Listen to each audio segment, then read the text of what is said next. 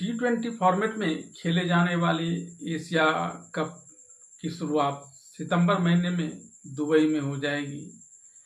भारत के सभी match Dubai में ही खेले जाएंगे और इससे पहले कि सितंबर महीने में इस टूर्नामेंट का प्रारंभ हो, भारतीय टीम को अपने खिलाड़ियों की घोषणा कर देनी होगी।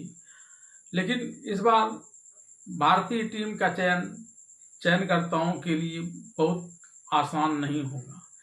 दरअसल विभिन्न फॉर्मेट में खेल रहे खिलाड़ी इस समय अपने अपने स्तर पर बेहतरीन प्रदर्शन कर रहे हैं। ऐसे में T20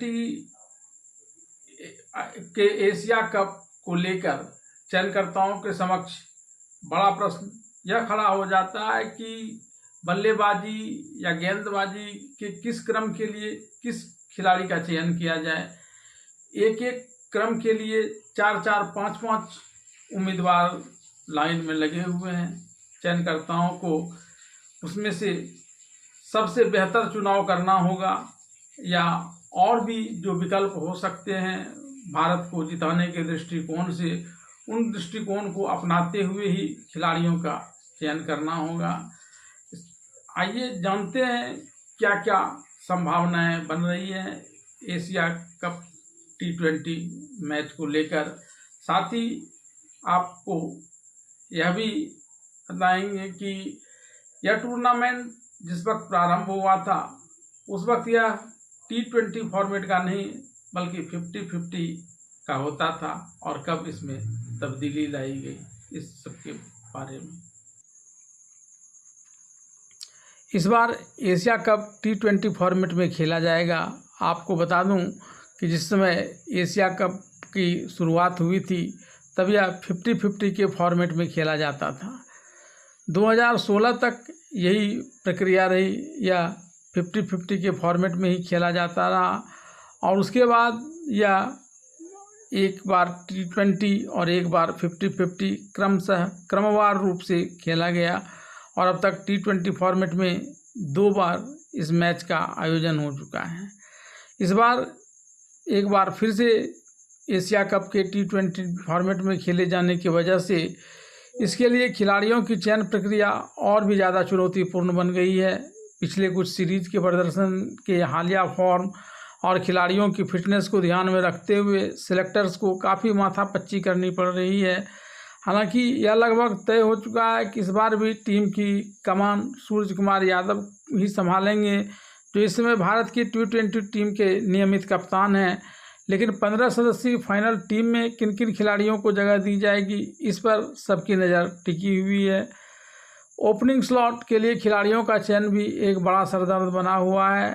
टीम इंडिया ने अपने पिछले T20 सीरीज इंग्लैंड के खिलाफ घरेलू मैदान पर खेली थी, जिसमें ओपनिंग की जिम्मेदारी संजू सैमसन और अभिषेक शर्मा को सौंपी गई थी। इस जोड़ी ने कुछ हद तक उम्मीदों पर खरा उतरते हुए अच्छी शुरुआत दी थी, लेकिन अब सवाल यह उठ रहा है कि क्या यही जोड़ी एशिया कप में भी T20 इंडिया टीम की सलामी बल्लेबाजी करेगी। इस सवाल के पीछे गंभीर वजह है। शुभमन गिल और यशस्वी जायसवाल का हालिया शानदार प्रदर्शन। इन दोनों युवाओं ने इंग्लैंड के दौरे पर ज़बरदस्त बल्लेबाजी की। खासतौर पर यशस्वी जायसवाल ने बतौर ओपनर जमकर रन बनाए। शुभमन गिल ने भले ही मिडिल ऑर्डर में खेला हो, लेकिन उनकी बल्लेबाजी के फॉर्म को नज़रअंदाज करना आसान नहीं है। इन्हीं विकल्पों के बीच एक और नाम है ऋतुराज गायकवाड़ का, जो IPL में अपनी कप्तानी और अच्छे बल्लेबाजी से पहचान बनाने वाले खिलाड़ी हैं। ऋतुराज को लंबे समय से टीम इंडिया में लगातार मौका नहीं मिल पा रहा है, जबकि उनका प्रदर्शन घरेलू और लीग क्रिकेट में शानदार रहा है। ऐसे में सिलेक्टर्स के लिए यह तय कर पाना आसान नहीं होगा कि ओपनिंग स्लॉट के लिए किसे प्राथमिकता दी जाए। अगर देखा जाए तो अभिषेक शर्मा, संजू सैमसन, यशस्वी जायसवाल, शुभमन गिल और ऋतुराज गायकवाड़ के 5 खिलाड़ी ओपनिंग के लिए दावेदारी ठोक रहे हैं।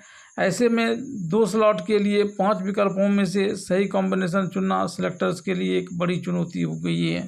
एशिया कप में खासकर जब भारतीय टीम को संतुलन में रखना हो तो सिर्फ ओपनिंग स्लॉट ही नहीं, मध्यम क्रम में भी कई खिलाड़ी दावेदार हैं। मध्यम क्रम की बात की जाए तो इसमें श्रेयस अय्यर, तिलक वर्मा, ऋतुराज और दीपक हुड्डा जैसे खिलाड़ियों के बीच कड़ी टक्कर देखने को मिल रही है। वहीं गेंदबाजी में आवेश खान, अर्शदीप सिंह, रवि बिश्नोई और अक्षर पटेल जैसे विकल्प मौजूद हैं जो अपनी उपयोगिता साबित कर चुके हैं।